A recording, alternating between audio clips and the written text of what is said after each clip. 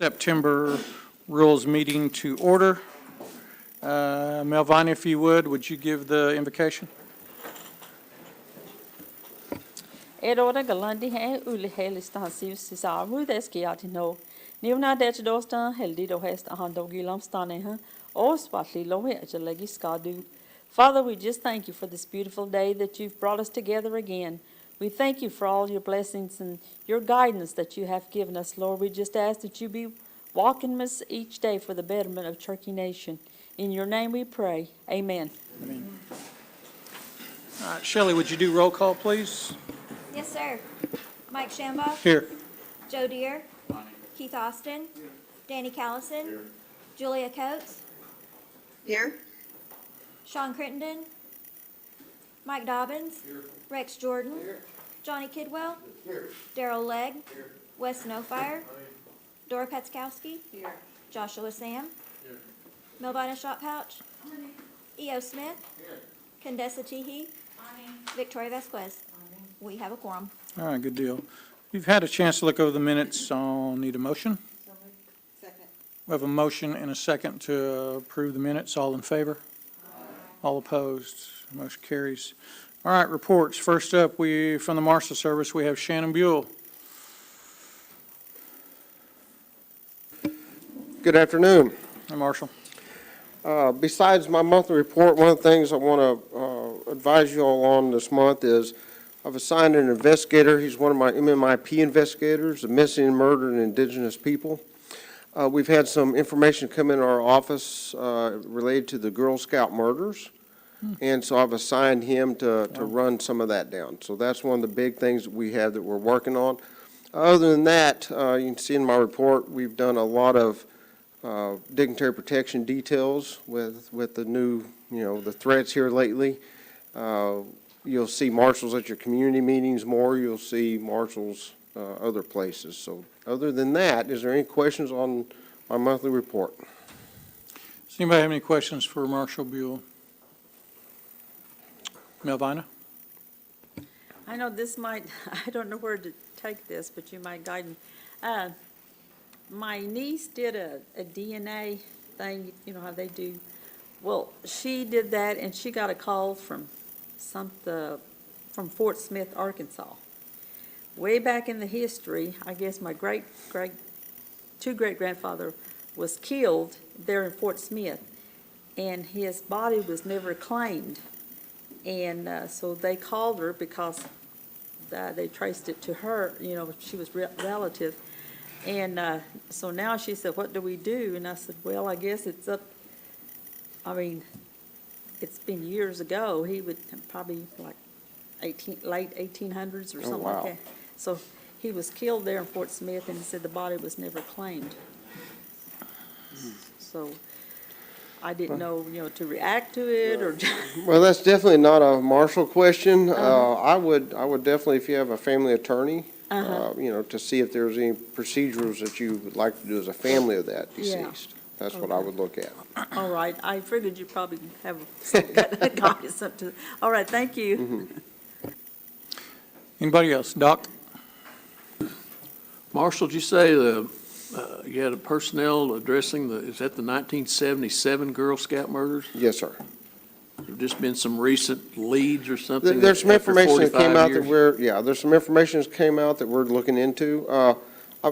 When I took over as the Marshal, it's historically the Marshal Service that we care about all of our people, no matter when anything would have happened to them. So once McGirt happened, stuff that was normally the state's jurisdiction because it wasn't on Indian country when it happened, post-McGirt is now ours if there's a Native American victim. So there's a Native American victim in the Girl Scout murders. Okay. So that scene now becomes part of our missing and murdered investigation that we're looking into. Before McGirt, I had one missing and murdered case. The moment McGirt was decided, I got 14. So we have a person that's assigned to handle those cases. Okay. Thank you, Marshal.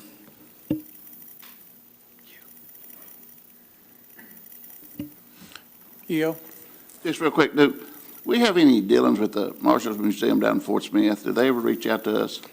They do. I've been down there probably a half dozen times. I've given lectures down there on their request. So they're very forthright as far as asking questions. I know they work with our C&B people that have the museum up here, the Marshal Museum here. I know that they work together back and forth quite a bit. I just wondering what they were doing down there. Okay. Anybody else? All right, thank you, sir. Have a good day. Thank you. Next, from the Office of the Attorney General, Sarah here? Or somebody else? Yep, Sarah's here.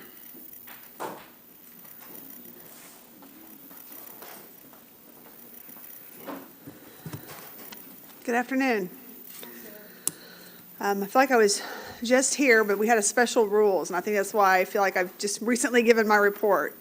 The office has really still been dealing a lot with the fallout from Castro Huerta, so I've been doing quite a bit of both public speaking about that case and also collaborative discussion with other tribes about that case and what the options are moving forward. So that's been an important focus of my office over the last month.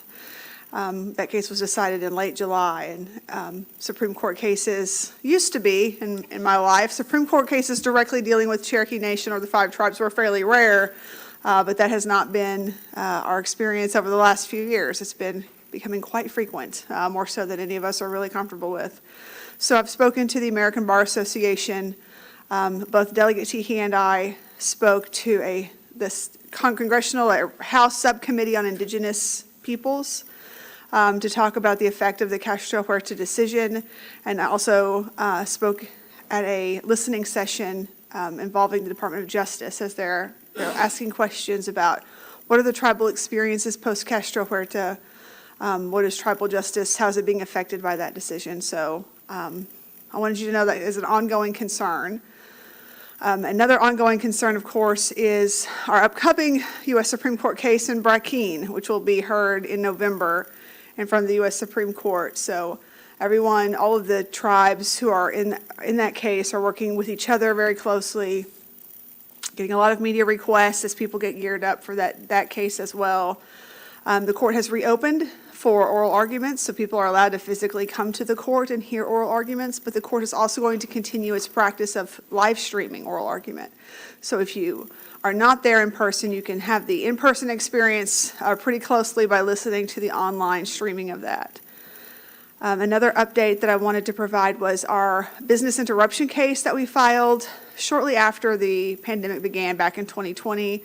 We got a very favorable ruling from the district court in that case. It has gone to the Oklahoma Supreme Court, got a much less favorable ruling from the Oklahoma Supreme Court, which is not what we wanted and was disappointing. But those were some of the results of this month that I wanted to at least make you aware of. It's not something that is, it's not it's not on the nation's ledger as a financial loss. It's just we did not get the money from our insurance that we felt that we were owed as a result of that case. And we're still looking over the Oklahoma Supreme Court's decision and considering, what, if any, further options we still have in that case. So aside from our continuing, the criminal cases that we have that constantly come up and are filed and our jury trials, I don't ever mean to imply that anything we do is more important than other things, but there are things that are, I think, of greater concern to the council than some of our other issues. So I wanted to just let you know that the fallout from Castro Huerta, there's been some calls for congressional action post-Castro Huerta. I'm not sure what kind of legs those have. I'm not sure what the language would look like for that. These are still, in my mind, early days where we have to be carefully considering all the issues that are involved in that decision. So that's sort of the short version of what we've been up to over the past month. And if you have any questions, I'll be happy to address them to the extent that I can. So whenever you say there's possible action, are you saying in support of Huerta or against it? The discussions that I've been privy to, I'm not saying there aren't discussions that I'm not privy to going on about how to further reinforce the decision in Castro Huerta, but the conversations that I have been privy to And there were issues about this race, both in front of the House Subcommittee on Indigenous People and also in the DOJ conversation. There were people in Indian country saying, you know, are there things that Congress could do that could be helpful to us in all of this? And I don't think that anyone has hey, this is the thing, this is the single thing that we could do that would solve all of our problems. I think it's still in the early discussion phases, which is probably where it needs to be, since this is a pretty complicated case and a pretty complicated issue. And anything that you do in Congress has a tendency to affect all 500-plus tribes. And the issues in a Native Alaskan village are very different than a small reservation in the plains versus a big reservation in Oklahoma. And so it requires a lot of talking and consensus building in Indian country to come to a solution that does no harm to the other tribes. Any questions for Sarah? Are you going to stick around or are you leaving? I will stick around until the very end because Okay. we've got the VAWA legislation, so I will be here for that. Okay. All right. Thank you, ma'am. Oh, I'm sorry, Julia. Didn't see you. Go ahead. No, it's okay. The camera is slow coming on. It my is. phone, so, yeah. Sarah, I was wondering, I know that, it's not really a thing to lobby the court like one would lobby the Congress or something like that, but is there anything at all? I mean, in the past when, at the district level and the appellate level and so forth, when these cases were being heard, we were able to go just by our presence, show, how many people were here, our interest, in these cases and so forth. But with the Supreme Court and doing live streaming at this point, is there any way that we can do something similar to just indicate, let these justices know that we're looking at this and there are a lot of people, a lot of interest in what's coming up here? Well, I would say that, it's clear to me that, Governor Stitt certainly used tools like that to his advantage in Castro Huerta. There were 7 op-eds in the Wall Street Journal talking about the chaos in Indian country. And so, one of the things that I think Indian country could do, and certainly the nation we do this already, is provide, try to educate and try to get our story, our side of the story out into the public as much as we can, writing op-eds, helping them understand, but it's getting that message out there. So to the extent that people can speak, and especially, to the extent that tribal leaders are making strong statements about, why it's important in the Brackeen case, why it's important to understand that, being an Indian is a political classification. It's not a racial classification. And talking positively about tribal justice systems and getting our trustee, getting the United States to tell positive, and I'm not saying to say anything that's not the truth, but to tell the truth about tribal justice systems in Indian country. Display that, give us the assistance that tribes deserve to put the spotlight on what's going on in Indian country, and that's a positive story that will be to our benefit. And so I think that those are all ways that we can help. I agree with you. I think that all of us should be thoughtfully considering how best to, and I can tell you from the AG's office, we put a lot of time and energy into not just the legal case, but also the public relations related to the legal cases, because all of these things are tied together, politics and law and public relations. If you talk to Sarah, when she started at Cherokee Nation 18 years ago, she would not have understood. I understand today how more tightly tied these things are than they appear to be. Okay. Thank you. Thank you, Julia. Anybody else? All right. Thank you, Sarah. Thank you. All right. Next from FOIA and GRA, Gwen Terrapin. Hey, Gwen. Hi, it's good to see all of you today. We have 16 FOIA requests at this time. There were no GRA requests, and we have 5 of those that are outstanding. And on a personal note, it's time for the Indian National Finals Rodeo, and we have approximately 19 Cherokee citizens that have qualified to go, which each year we have between 19 and 20 or so. And we usually have, of all the tribes that participate in it, Cherokee Nation usually has the largest number of participants. And they also appreciate that Cherokee Nation and Cherokee Nation businesses are providing them sponsorship, not only to help them with their travel and everything, but also so our flag will be represented there too during the grand entries. Because there's 10 different performances, and a Cherokee citizen will be carrying that flag in each grand entry performance. One of our citizens, his name is Robbie Inman, he's going to be inducted into the INFR Hall of Fame. They choose one person from each region each year, and this year, a Cherokee citizen was chosen, and we're very proud of that. And other than that, I don't have anything else. Does anybody have any questions for Gwen? All right. You have a good evening, ma'am. Thank you. You too. Thank you for the information. All right, from the Tax Commission, Sharon Swepston. Good afternoon. I believe you have my report. I'll try to answer any questions that you might have. Anybody have any questions for Sharon? All right. You have a good evening, ma'am. All right, thank you. All right, from the Gaming Commission, Janice Purcell. I saw her in there. She might have stepped out. Human Resources, Samantha Hendricks, come on up. We'll come back to Janice. I saw her step out.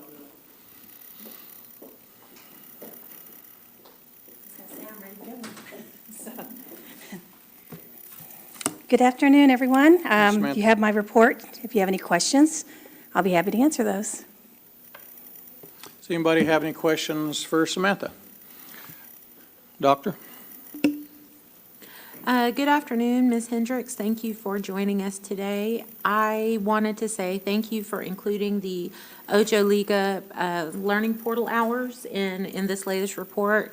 I know that oftentimes when we step into a role, it's easy to kind of maintain that the look of the report. So I do sincerely appreciate the inclusion of those new learning portal hours into the report. I'm still receiving a lot of, I don't want to use the word complaint, but I guess complaint is probably right. I'm still receiving a lot of complaints about time to hire and, individuals applying for jobs that are marked urgent. I've been forwarded some comments from some constituents who are saying, this job is marked as urgent. I applied for it 2 months ago. If it's so urgent, why haven't they hired anyone yet? So I just kind of wanted to bring those concerns forward about time to hire and time to fill. And then hopefully I'd like to ask about, what steps HR is taking to kind of mitigate those things. Well, thank you for your question, and we have done quite a bit to mitigate. Of course, we have quite a few openings that we're working through. We have added additional staff to the recruitment team to be able to not only just process the application process, but also to talk to the applicants to try to understand their qualifications. Sometimes they don't always, the application process can be a little complicated. So we've noticed that, we've recognized that piece of it. And so we've taken some time to really work with those applicants to understand where they are currently and try to help them fulfill their applications. So we've added to our team to help with that piece. So that's one piece of it. We also know that the half of our openings are related to our health facilities. And so we have divided the team. We've actually put a health team of recruiters or analysts at the clinic in Tahlequah to help support that endeavor. So in reference to the background screening, we've worked at actually really streamlining that process completely to really understand what is really required and what is not. So we don't do those extra steps that would require additional time. So we're trying our very best. Some of those things are still taking a little longer. We recognize that piece of it, but I think in time, those things that have been put into place will start to reduce that time to fill. And I can certainly add that to the report if you would be interested in that. Okay. Well, I appreciate that. I know that, when we're talking about short staffing situations, that, that's something that impacts HR as well. So, I know that we've got some really wonderful employees here at Cherokee Nation who are stepping up and stepping in to help carry that additional load. And, I understand that it's tough out there, and I appreciate your answers. Thank you for the time, Chair. Yes, ma'am. I do have one thing I would like to add to that. As you were talking, I thought, oh, I ought to have mentioned that too. We do have an employee referral program that we are, not just our recruiters, but the rest of the team or rest of the nation can certainly help us with those applicants that are coming in. So any referrals, we'll certainly be happy to help with that too. Doc? Samantha, did you say that HR is going to have staff or has staff at the clinic now? Yes, sir. Is that a rather new development? It is. It absolutely is. How many are going to be staff there? We have 5 of our recruitment team and then also a supervisor. Okay, and So- they're They're solely health. solely health? That's gonna be correct. Great. All right. Thank you, Chair. Anybody else? Okay, I'm going to have to echo Councilman Teehee's words in that I've had a lot of complaints too. 2 and 3 months at a time to get somebody hired and they never hear anything. I mean, if they could somebody could just reach out and say, look, this is what we're doing, but that doesn't happen. And everybody's saying the same thing.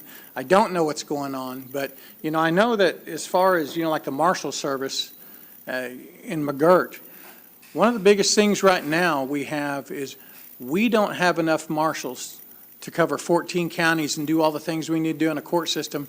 We've had people waiting for months and months to even hear anything back, and finally now they're just hearing things back. Well, they're already testing their new people who have come in. That's how long it has taken. And of all the programs that we have, that is one of the most important to keep our citizens safe. So I honestly don't know what's going on, ma'am, but it is taking entirely too long, and these people are hearing nothing, and some of them have went and got other jobs because they're tired of waiting. So I don't know what to tell you, but that's the phone calls I'm getting. That's how people feel. So I can't sugarcoat it.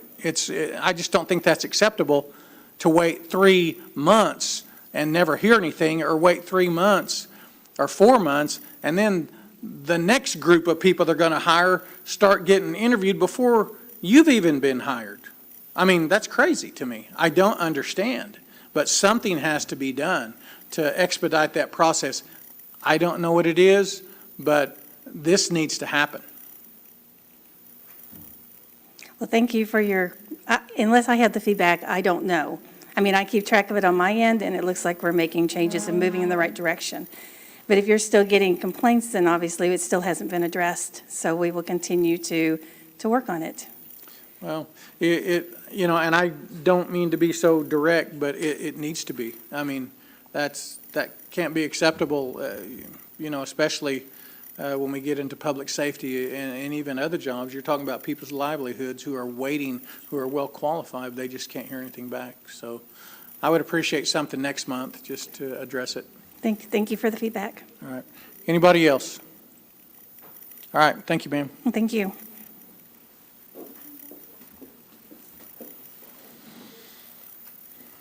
All right. Sarah Purcell. I saw you. Yep, there she is. I'm sorry, Janice Purcell. That's okay. Yeah. Good afternoon. I submitted my report. Does anyone have any questions? Does anybody have any questions for Janice? All right, Janice, got off easy today. Have a good evening. Well, I did want to say something. I appreciate everyone. We are also going to be doing the job fair October 6th at the Chota Center. We have some vacancies, and there are some other vacancies. So if you know anyone looking for a job, send them over, please. It's from 11 to 4. All right, thank you, ma'am. Oh, hold up. Councilman Kidwell. Thank you, Mr. Speaker. Hi, ma'am. I appreciate you being here today. Just, if would you remind us when the next meeting is, and I believe it's going to be here in Tahlequah. And you're going to be going over some budget information that day as well, right? Yes, it is October 21st from 9:30 until we finish. And so we are going to go over some budget items so you will know where the money is spent for Gaming Commission. Also, Gaming Commission does generate their own fees from licensing and from machines. So if you would like to have some information on that, please join us October 21st at the Chota Center at 9:30 in Tahlequah. Thank you, ma'am. I'm Thank speaking you. just for general. Thank you. Thank you. All right, thank you, ma'am. May I be excused? Yes, ma'am. All right, that'll do our reports under old business. Do you have a motion? Yes, Speaker, I would like to make a motion to table 22-048 until the October rules meeting. We will have a revision at that time. All right, we have a motion and a second. All in favor? Opposed? All right, it shall be tabled to the next October rules meeting. All right. Under new business, Councilman Deere, would you take that, please? Yes. This is a resolution electing a member of the Tribal Council to the office of Secretary of the Tribal Council. All right, we have a motion and a second. All in favor? All opposed? Okay, and at this time, we will take nominations for that position. Councilman Austin? I would like to nominate Will Pascal. Second. Are there any other nominations? Okay. I guess we're stuck with you. Thank you. Thank you very much. You've done a good job. Thank you. All right. I guess we still have to vote on it. Yes. So, all in favor? Aye. All opposed? All right, good job. Congratulations. Thank you. I got to give you a hard time. All right. Congratulations or good luck. Yes. Number 2, let's have Victoria, you want to take that? Yes. This is a resolution confirming a tribal council appointment to fill the board member seat of the Cherokee Nation Sequoia High School Board of Education. Move for its approval. Second. I have a motion and a second. All in favor? Aye. All opposed? What? Oh, I'm sorry. All right. This is how we're going to do it. We're going to take nominations. This is not a race. We will bring the people who are in here to speak who have been nominated. We will listen, and we will have discussion, and then we will vote. And when we vote, if there's more, it's my understanding there's going to be several, we will do a roll call vote. And each councilman, if there's 4 candidates, then you will pick one of those candidates. And majority, you have to get a majority to win the seat. So at this time, we're going to take Josh Sams. I'd like to move to nominate Carolyn Shipley. Spoke with her a while back.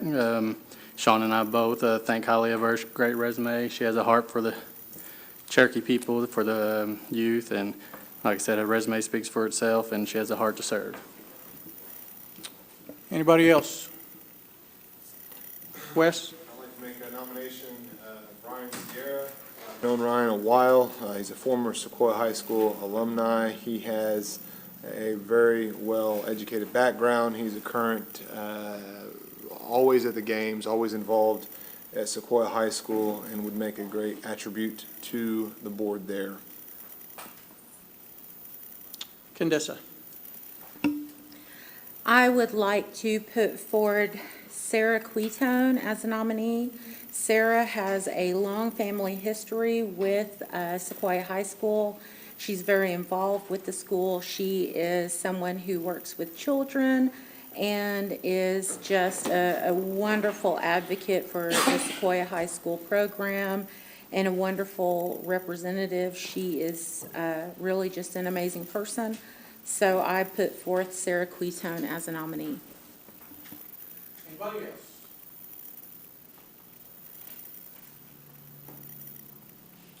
Okay, we have those three nominees. Do we have, is anybody here from those nominees? Shipley? Shipley. Okay. I think All right, three are since here. Sarah's online, so we will just go in order that they're, were nominated. So Carolyn Shipley can come in and speak first, and then Ryan Sierra, and then Sarah Quitone.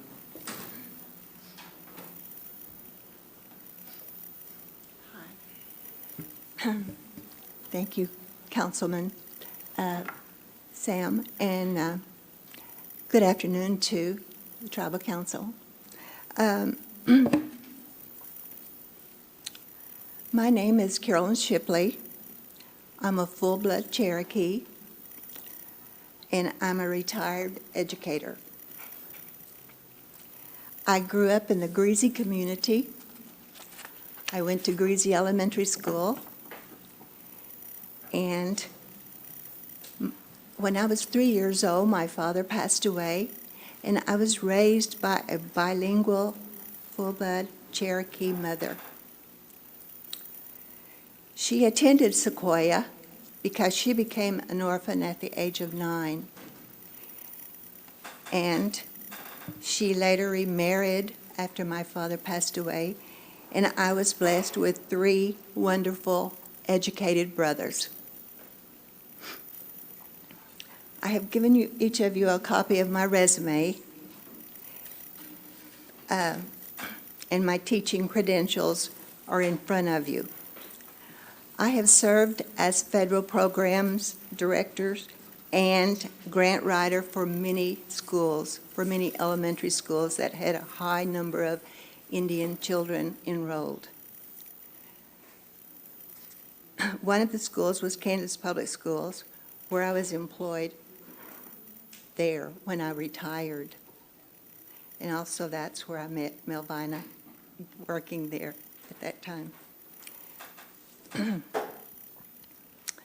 I am very familiar with the BIE grants,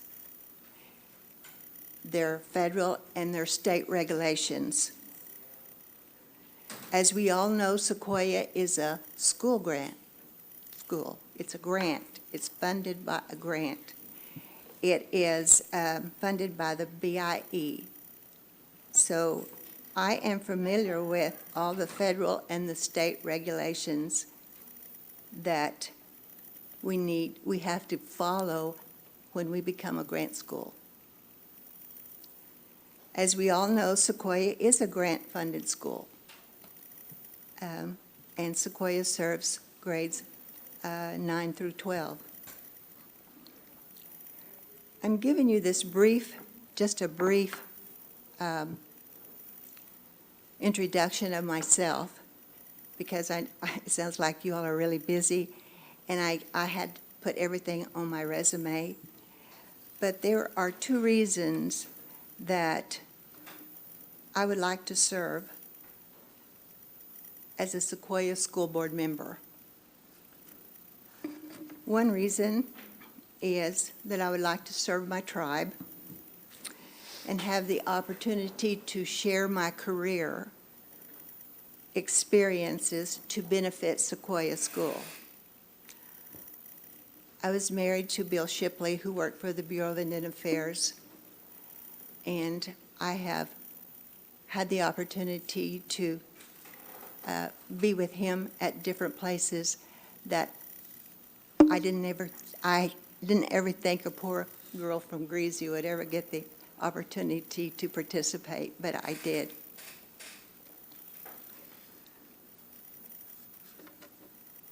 I would like to serve on the board at Sequoia to share my experiences to benefit Sequoia. I have spent 33 years within the education field. 9 years as a teacher, and 24 as a federal program person. The second one is a personal wish or want, is, as you all know, my brother, Jeff Limore, recently passed away. He served the Sequoia School Board for many years, many years. It would be my greatest honor to fulfill the obligation that he left as a board member of Sequoia. I hope that my resume that I have given to each of you has given you a picture of my qualifications, and I would appreciate your vote for me today. Thank you. Are there any questions for Ms. Shipley? Wes? Just a quick question. Do you have any family, grandkids, or did your kids go to Sequoia High School? I have no children. Okay, all right. Thank you for answering that. Thank you, Speaker. Anybody else? All right, thank you, Ms. Shipley. Point of order. I would like to bring up a point of order. I'd like to clarify, or have our legal counsel clarify, whether there is any issue with an employee serving on the Sequoia High School board. Employees can't serve on a board it's a paid board position. Employees cannot serve on a board that's a paid board position. We double-checked that a moment ago with HR. So do we have one who is? Thank you.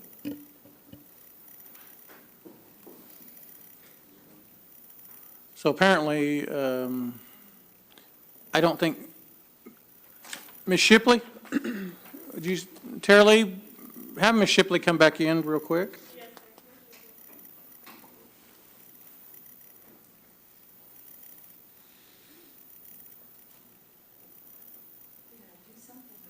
Absolutely. No. Hey, are you a paid member of Sequoia Schools at this time? A paid member? Yes, a paid Cherokee employee. Okay. All right. That's all we need.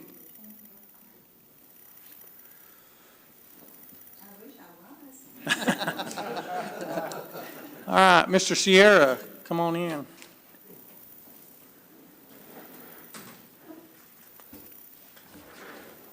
Thank you, Mr. Speaker. Good afternoon, Council.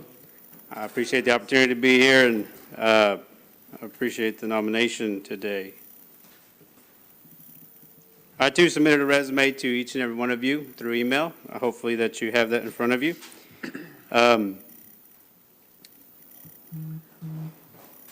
But my name is Ryan Sierra. I am a graduate of the class of 2006 at Sequoia High School. From there, I earned a bachelor's and master's at NSU, both in education. Since then, I've taught several years in public school. Following that, I pursued starting my own business, and that current business is a child care center. We provide education and child development for those 6 weeks to 12 years. That's what I've been doing for the last 7 years of my life. But the passion that I've always had is for helping youth. And so therefore, I do believe that I am the best candidate for the board at Sequoia High School. Kind of like Ms. Shipley said, one of the biggest reasons why I do want to serve on Sequoia School Board is to share the knowledge that I have been given, not only through my experience with education, but the knowledge as a Cherokee man and the things that I can offer from my background there. I want to give back to Sequoia. Sequoia helped build a foundation for me in my career and my future. And so I want to be there to help other youth and help them build a strong foundation for their future.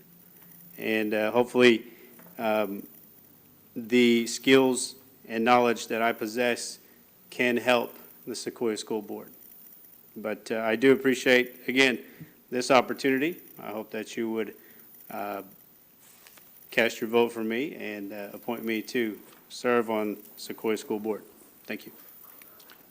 All right, is there any questions for Mr. Sierra? Joe? Hey, Ryan, thanks for coming. Hey, I was looking at your resume.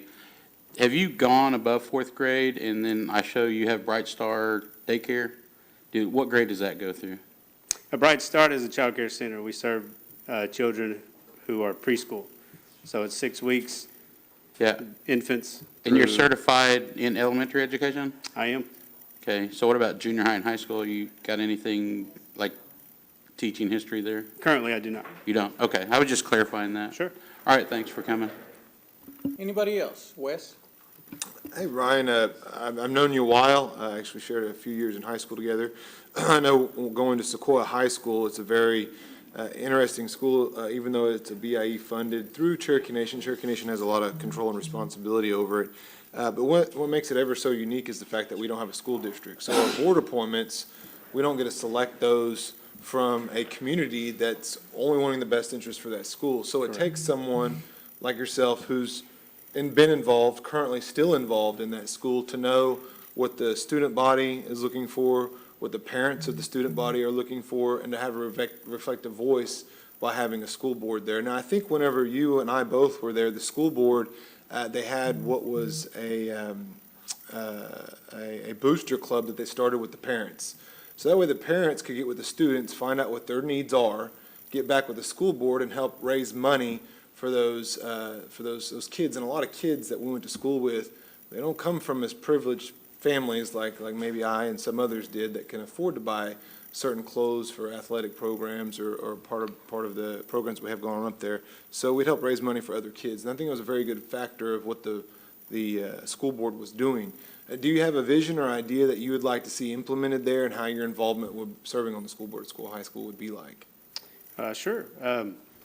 Currently as a parent of a student who attends Sequoia High School, I am involved with sort of a parents organization that helps raise money for the football team. I do believe this year was one of the first years ever they had to do that in order to supply some of the needs for the players. And so anytime that is the case for the students, I would love to try and organize parents for each sport, making sure that, that funding or those funds can be used all across the board for athletics. And then, of course, we've got other organizations in the school that are taking off as far as robotics and other academic programs. If there's a need there, we would do the same. And so providing some sort of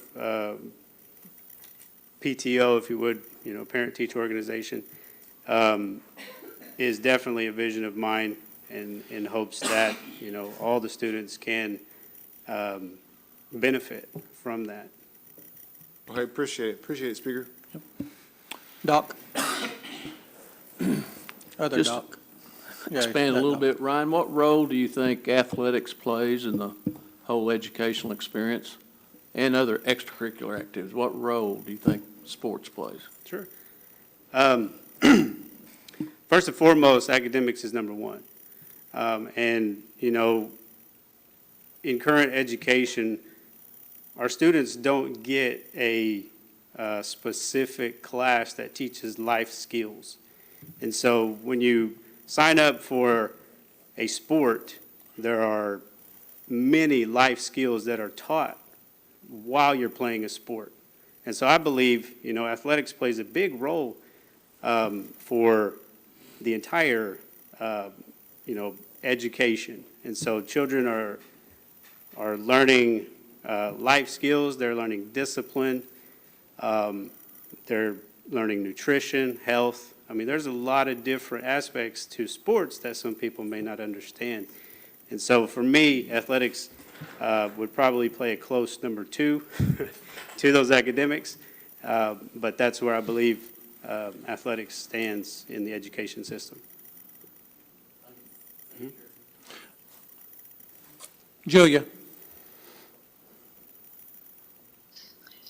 Hi, Ryan. You've been asked about athletics and about academics, and I wanted to ask about another characteristic of our school system here that I think is very important, and I know is probably very important to you because you've been involved in culture and language initiatives throughout all of your life, and I mean, involved, very, very involved.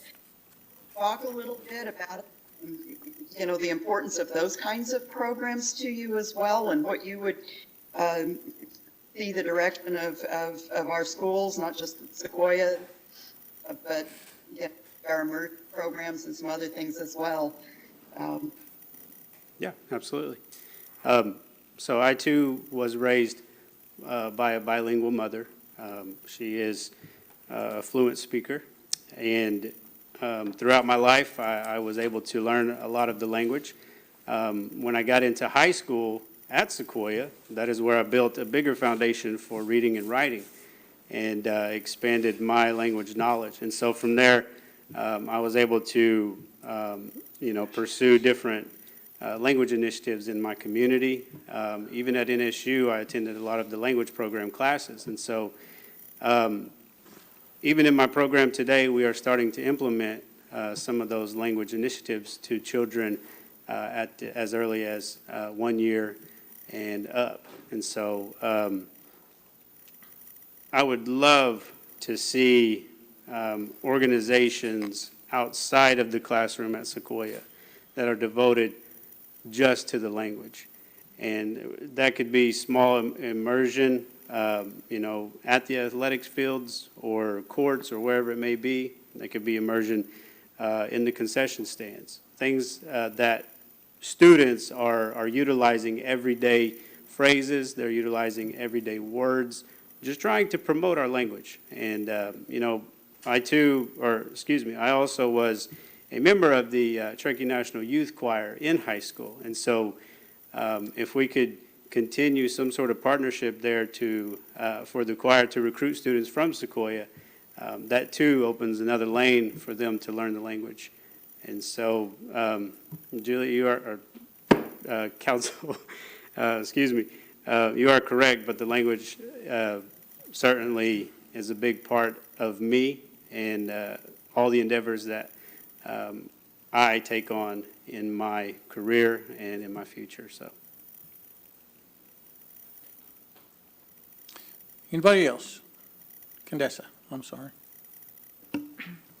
Well, thank you for joining us this afternoon and for asking for your name to be put forward as a nominee for the school board. I'm really excited by the youth and the energy and the passion that you bring forward. You are very clearly, directly engaged with the Sequoia community, and regardless of whether or not you achieve this position, you will continue to be an active, engaged individual.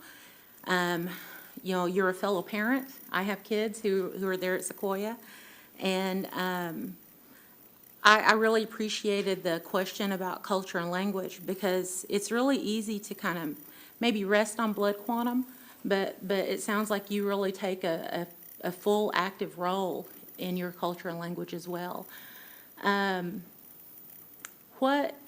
What was the reason, or what's the reason that you want to be on Sequoia School Board? One of the reasons I stated earlier was to bring the knowledge that I possess, that I've acquired, over my lifespan, and bring that back to the youth. I grew up in a home where well, let me restate that. I'm a first-generation college student or college graduate. And so being able to take the knowledge that I learned and the struggle that I had and the effort I put forth. Bringing that to the youth, I believe, is extremely important. You know, there are a lot of factors that go into going to college and being a college graduate. And so if I can be somewhat of an example to anybody, I do believe, you know, that is a great reason to sit on this school board.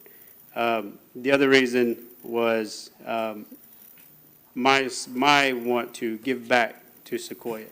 You know, like I said, Sequoia helped build a firm foundation for me in my educational path, in my career path, and I want to share as much of that as I can to help build more foundations for our youth, not only Cherokee youth, but Native youth, because Sequoia is, you know, a Native American school where we bring in all tribes and not just Cherokee.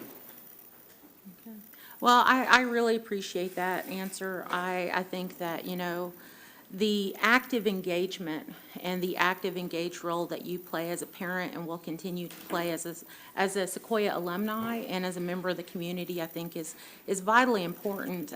You know, we aren't seeking to hire a grant writer or a school administrator. We want someone who's going to know what Sequoia needs already and is going to be able to kind of answer that need. So I really appreciate you being with us here this afternoon, and I appreciate the time today, Speaker. Thank you. Anybody else? Josh? Okay, just a question. Like you say, you're a small business owner. Do you have the confidence that as a small business owner, especially with a development center, your day-to-day roles and trying to be, because a lot of times you see within a lot of the schools, board members are at as many functions as they can be, so they're seeing what's going on within the school and seeing what may be lacking. Does your day-to-day roles as a small business owner, would there be any issues there, any conflicts? I don't see anything other than the normal. You know, I attend a lot of school functions. I attend a lot of Sequoia functions, and I typically see one, maybe two current school board members. And so I do believe that my day-to-day schedule would not be an interference. I do believe, you know, I would be able to attend school functions, and with my flexibility, being the owner-director of the facility, you know, I could excuse myself whenever I want to. So there's a luxury Right. there. And so, you know, to answer that plainly, no, I don't see any conflict. Anybody else? Wes? Just one quick follow-up on trying to sell yourself here. You said you were on the choir. Could you sing as one of your hymns at your? No, I'm just kidding. I'm not gonna make you sing there. I just had to kind of give them a little bit there. So I'm retired. Kind of like to see that myself. All right, is there any other questions? That was funny. All right, thank you, Ms. Sierra. Thank you. All right, I believe we have Sarah Quatone on the monitor. Or we did. Sarah? Hi, this is Sarah. I am actually a Cherokee Nation employee, Okay. so I would have to withdraw my nomination, but I do appreciate the opportunity. It sounds like the two candidates either one would be great. I thank you, ma'am, for bringing that to our attention. Thank you. Okay. We've heard from both of our candidates. Now we're opened up for discussion. Still, is there anything that anybody wants to say at this time? Wes? One quick kind of reminder before we go into this vote, because I know we've got two good candidates here, and anybody who wants to put themselves out there for a nomination, it's just much like us whenever we want to run for council or anything else. We want to serve our community, and there's no question that both candidates want to serve their tribe. Just one difference is that we all have unique backgrounds to represent our own districts. We all have schools in our own districts. I have schools in my own district. And unlike this school, those schools, their districts, they get to elect a board member that's going to be reflective of what the student body, what the parents want, and a knowledge and understanding of what that school is, and be very active in that school. So when you run for, say, Keys or Stillwell High School school board, you're going to be always going to the games and going to be a really member of the community of that school. And in Sequoia High School, that needs to be reflective there. And one thing from going to school there, being a council member who graduated there, and I know Councilor T, he went to school there as well, and she has a child that's going to school there. It's very important that we keep that coagulation of having a representative on the Sequoia board who has gone there and has continued to go back to serve, and is very reflective of what that student body ultimately needs to be represented at the school board level. And so that's the reason why I picked who I picked, Mr. Sierra, to be nominated, is because he is that reflection. He does go to school there. He continues to go back there. He continues to try to be an advocate for the students and for the parents of the students, which is what you want in a school board and what every single counselor here has in their own school districts as their school board member. So I think it would be very wise for us to take a very hard look at him as being that nomination. Of course, that's the reason why I nominated him. That's the reason why I'll be voting for him, just to try to sell him one last time, and why that school is so important to have someone who has come from within and to go back and continue to lead and guide that. So appreciate it, Speaker. Melvina. How many years is left on this term?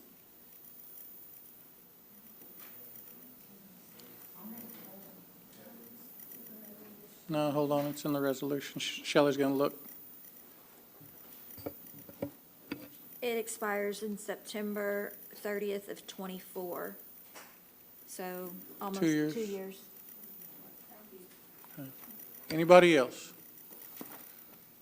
Yeah, I listened to both of them, and I'll have to agree with Councilman Nofar in a way that you get a lot of different qualifications from each.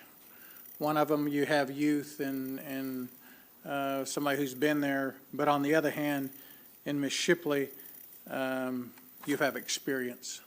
And I think in anything that we do, there needs to be a mixture of both. You need those people who have been there.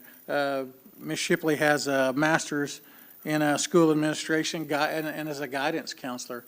I mean, those life experiences is what prepares us to deal with future problems. So I think it is important to have a mixture of those.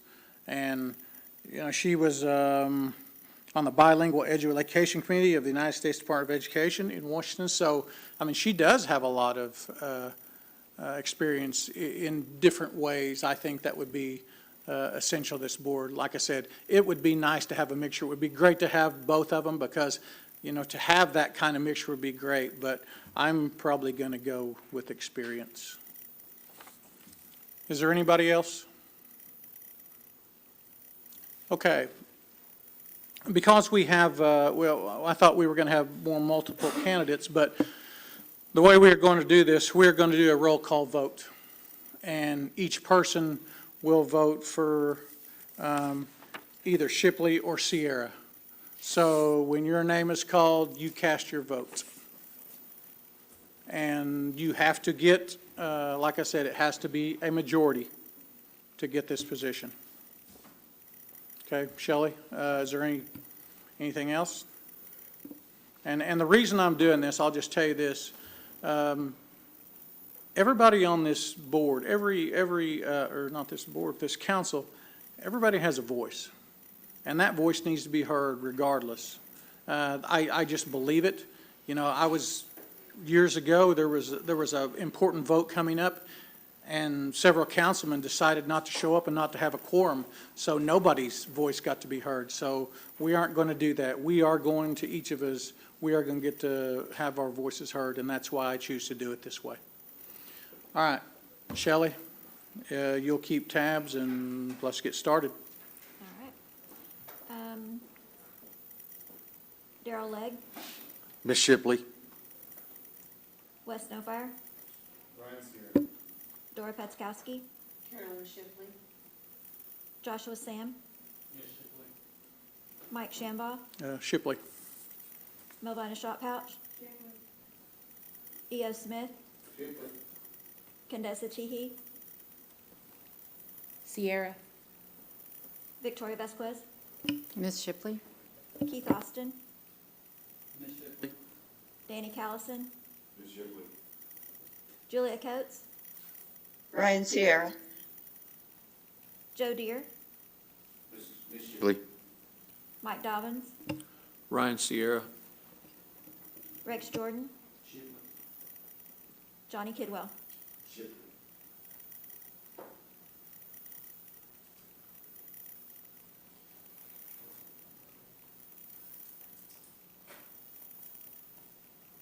We have 12 for Shipley and 4 for Sierra. Shipley passes. All right. Congratulations, Ms. Shipley, but we will now vote to fill this with Carolyn Shipley since we have not voted on the, we had a first and a second. So all in favor of Ms. Shipley being on the Sequoia High School Board of Education, say aye. Aye. All opposed? Okay.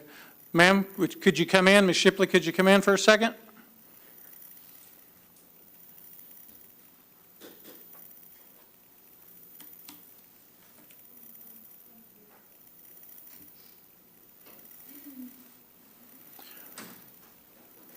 I just want to say congratulations, ma'am. I want to say thank you, and I'm going to give you 100% of my time because I'm retired. Okay. All right.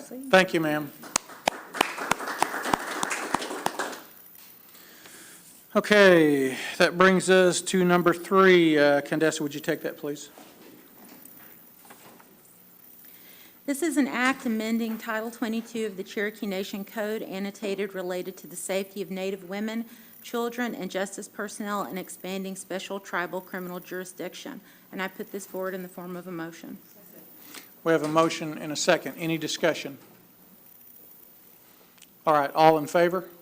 Aye. All opposed? Motion carries. Number 4, Councilman Vasquez, would you take that, please? Be happy to. This is the Cherokee Artist Recovery Act. Move for its approval. Second. We have a motion and a second. Any discussion? Julia? I'd like to be added as a sponsor, please. All in favor? Aye. All opposed? Motion carries. Okay, number 5, Councilman Kidwell, would you take that, please?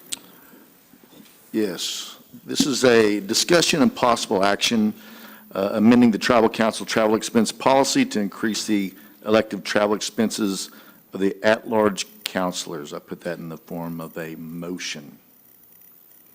We have a motion and a second. Any discussion?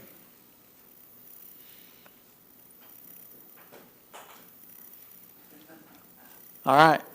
All in favor? Aye. All opposed? Motion carries. Announcements. Are there any announcements?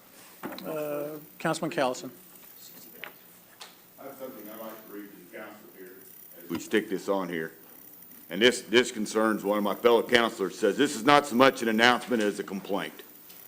Monday evening, Councilor Nofire came into my district without informing me or asking me if I had any objections to him speaking at a meeting of a local Second Amendment rights chapter. Okay, Point of order, because this is out of line. Allison, you're threatening city officials. I don't want you to come in here and start trying to do the same with me, so please. And a lot of different It is places. a point of order. However, Point of order. Bertha, Mr. Nuffire, hold on. I'll give you you a chance to rebut, okay? however, argument, because it's not on the agenda. This is announcement. This is not an announcement. This is this simply is an trying to be announcement a because you political came into my attack. district and Guys, caused a guys, fire. Let's go take it over Guys. somewhere else and talk about it. No, Not you in don't public take it on the over. You council came floor. in without asking. We can Listen. go talk about it outside. You don't Danny, do that. If Danny, you want to come here and look like Danny, an stay on imbecile, you focus. can do Point that of right here. order. We've done it. Wes, both sides, guys, chill out. You don't direct each other. Just calm down. calm down. Is that all?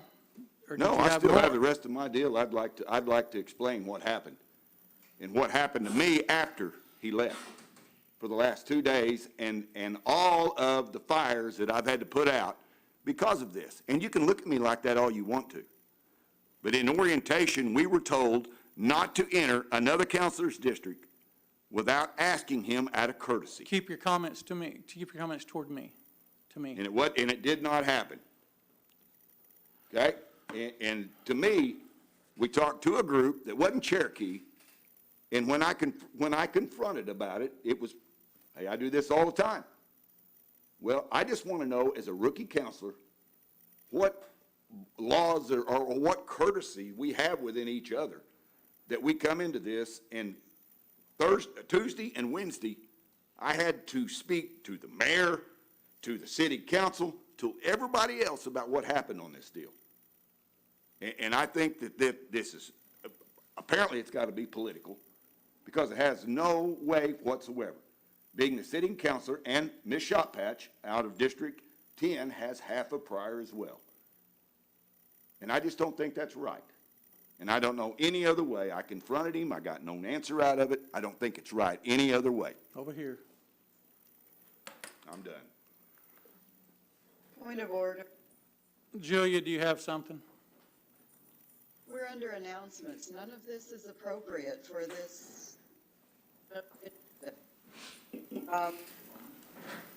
That's I wasn't in the middle of my point of order, but I don't want to get in the middle of shouting that. You were calling order, other people were, and it was being ignored.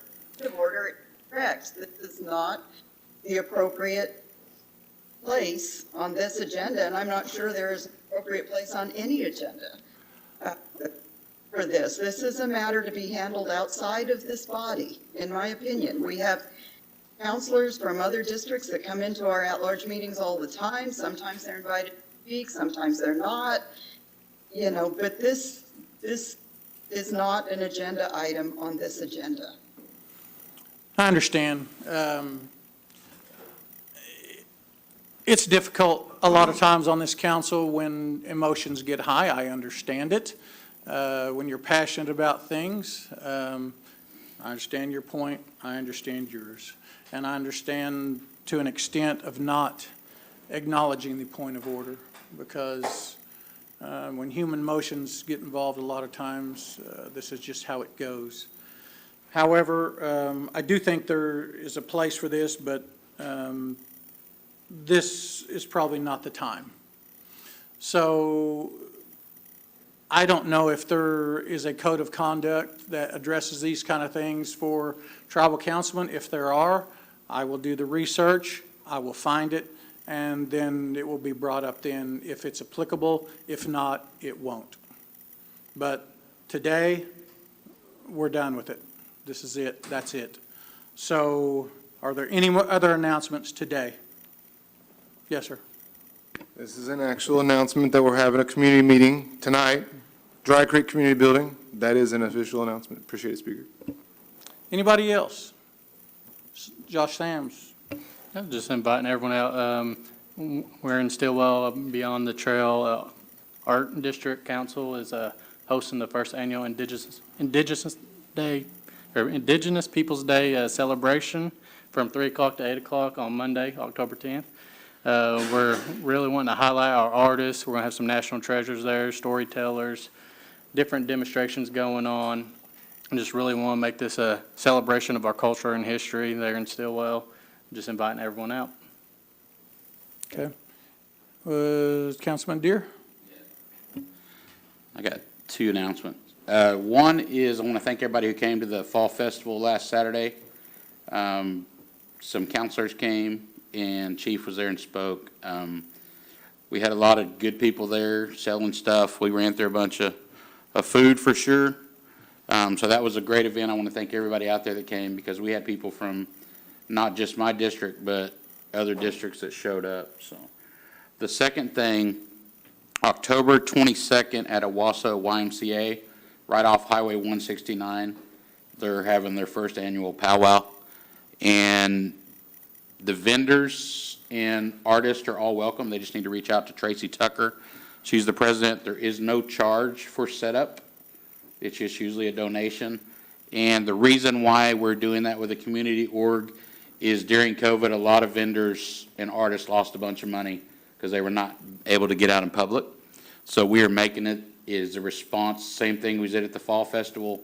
We didn't charge anybody to set up artists or anything. This is to simply help them recover from COVID and their funds not being able to get out. So I welcome you all to that powwow where the Gore dancing will start at 3. We'll serve dinner. The dinner is free. We'll have a grand entry around 6 or 7. And you guys are just welcome. So that's all I got. Thank you. Okay, thank you. Anybody else? EO? For future reference, like on this incident that's happened right here, how would be proper procedure if you wanted to file a complaint like that? What do you go through to do that? I think the best thing to do there is, that's why we have a tribal council attorney, and he can direct us if that's the thing that we want to do, the best way to do that.